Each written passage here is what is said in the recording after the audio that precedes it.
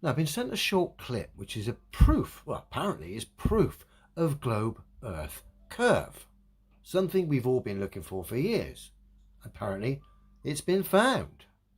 The problem is, when we look at this footage, the only thing this is proof of is people's misunderstandings. It baffles me how people struggle to discern the most simplistic things. Oh dear, bear with me. So this is the clip. Some of you may have seen this clip before. Essentially, it's National Geographic trying to show Earth curvature by sending a boat out away from the viewer, the cameras, with this striped flag on it. And this is what was cited as proof of Earth curve.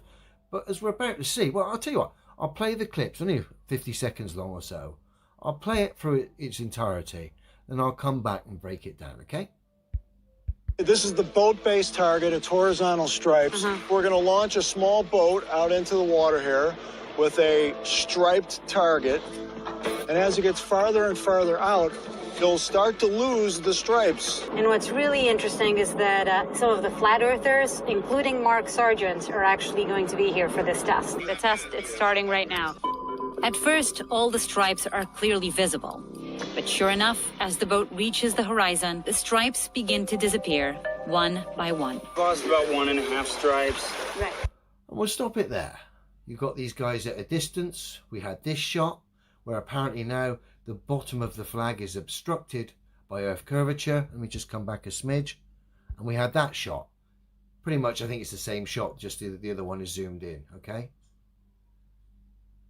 But that is cited as proof of Earth curvature. Okay, bear with me. And this is what baffles me, that people can't discern and work this out for themselves.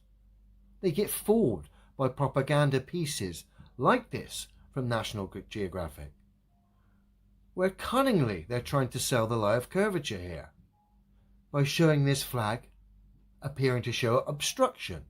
Now, if that was down to a physical globe Earth curve, then at the point that the boat is obstructed in the flag, from that point on, the horizon would be dipping below. You've got to remember, the viewer here, the camera, us, we are the highest point of the globe. Everything, according to the globe theory, is dropping away from us anyway. So it's bizarre that the horizon's rising up to meet the sky there anyway. Then they say you've got curvature obstructing the flag and the boat. But bizarrely enough, when we zoom in, the horizon is actually behind the boat. So if it was physical Earth curve obstructing the flag, then you wouldn't have the horizon behind the boat, would you? Come on, wake up. Especially you who sent me this, Tosh. You've got lots of disturbances on the surface of the water here.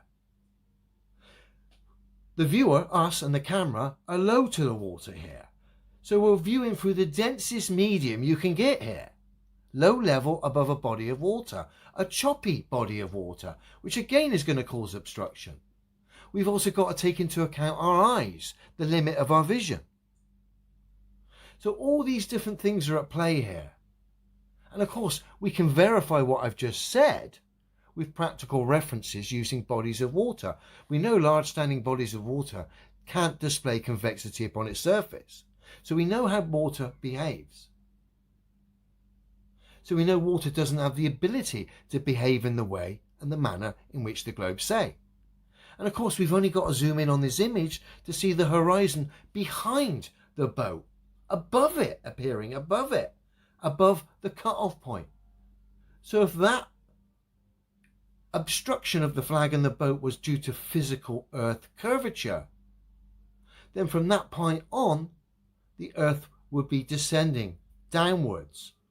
But that's not what we see. You've got the horizon behind the boat. So it's obviously an optical thing with some water as well. Obviously, you've got disruptions on the surface. Sorry, pal, who thought this was somehow evidence. Like I say, I'll zoom into the cutoff point, which is there. That's where supposedly Earth curve is blocking this flag. But as we can see, the horizon is behind it, appearing above it.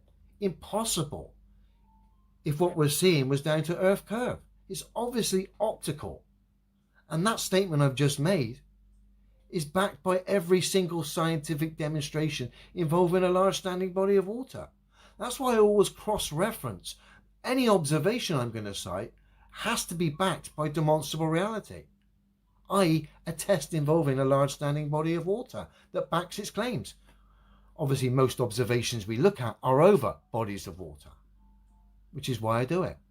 I back my observation up with the very substance I'm viewing over, water. So with this being cited as proof of globe-Earth curve, well, the only thing this is proof of, I'm afraid to say, is one, the dishonesty of National Geographic, somehow citing this as some globe-Earth proof, when in fact it's quite the opposite. And two, showing the lack of discernment and common sense in anyone who cites this tosh as somehow proof of globe-Earth. I mean, how can you have obstruction here, bottom of the flag, by a physical Earth curve, if the horizon's behind it and higher? Come on, wake up, folks, for fuck's sake.